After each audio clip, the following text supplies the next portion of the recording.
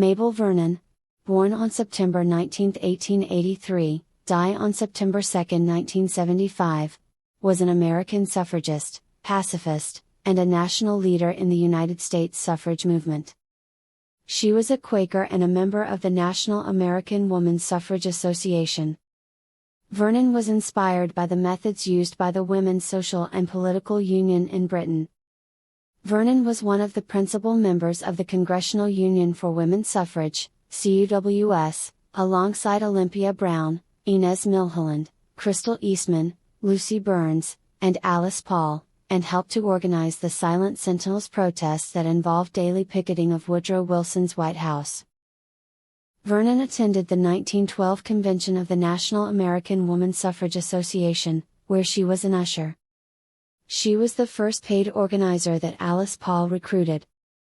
Vernon joined Lucy Burns and Paul as part of NASA's congressional committee to organize the Women's Suffrage Parade of 1913 that was to occur the following March, where it would coincide with the inauguration of Woodrow Wilson. During the summer of 1913, Vernon and Edith Marsden campaigned for suffrage in Rhode Island, New Jersey, and Long Island.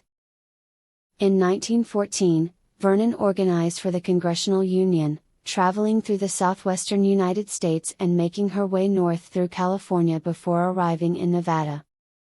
An accomplished fundraiser, she assisted Ann Martin in Nevada, who was working for NASA on a referendum campaign.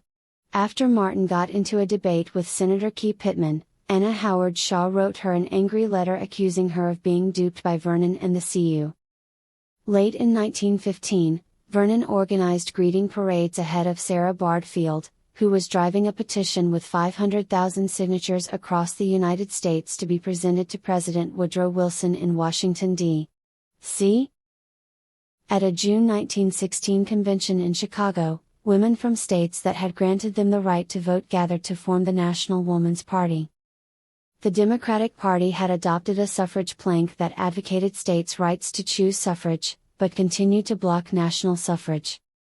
Frustrated with the situation, Vernon interrupted President Woodrow Wilson during a speech he was giving at the dedication of the Labor Temple in Washington on July 4, querying, "Mr. President, if you sincerely desire to forward the interests of all the people, why do you oppose the national enfranchisement of women?"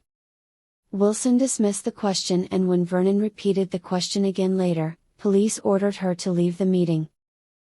Vernon was a key organizer of the campaign of the Silent Sentinels that began on January 10, 1917. She was responsible for ensuring that there were enough volunteers each day to picket the White House. Vernon and Paul organized themed days for the picket where all of the volunteers were from certain states or from certain professions. Their strategy ensured consistent press coverage, and the 18-month campaign saw thousands of women participate and culminated in the arrest of many picketers and the Night of Terror.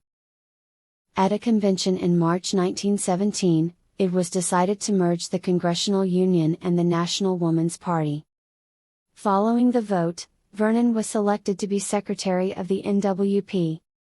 After President Wilson announced the American entry into World War I, a committee was able to secure an audience with Wilson on the issue of suffrage.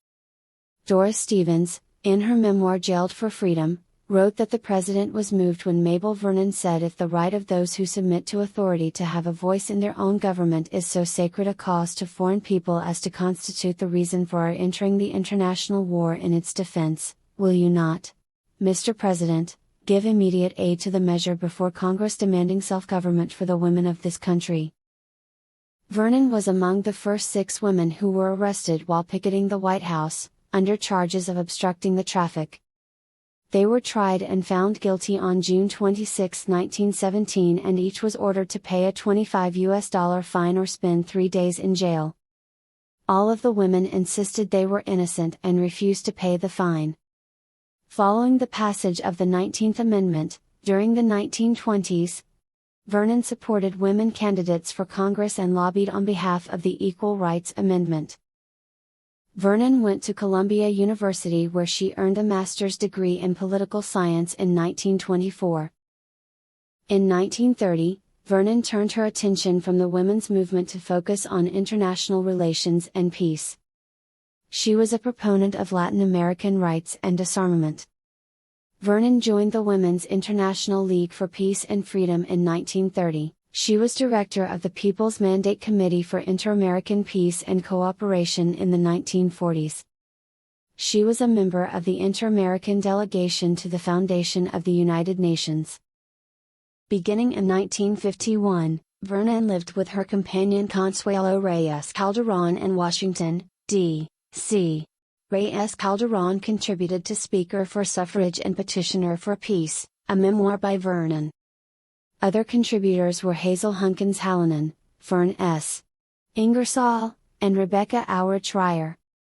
Vernon died on September 2, 1975. In the 2004 film Iron-Jawed Angel she was portrayed by Brooke Smith. However, the film does not depict her being arrested and imprisoned. Instead, she is shown managing the NWP during Alice Paul's incarceration, including working with lawyers on appeals for the suffragettes. Thanks for watching HerStory channel. Don't forget to like the video and subscribe our channel.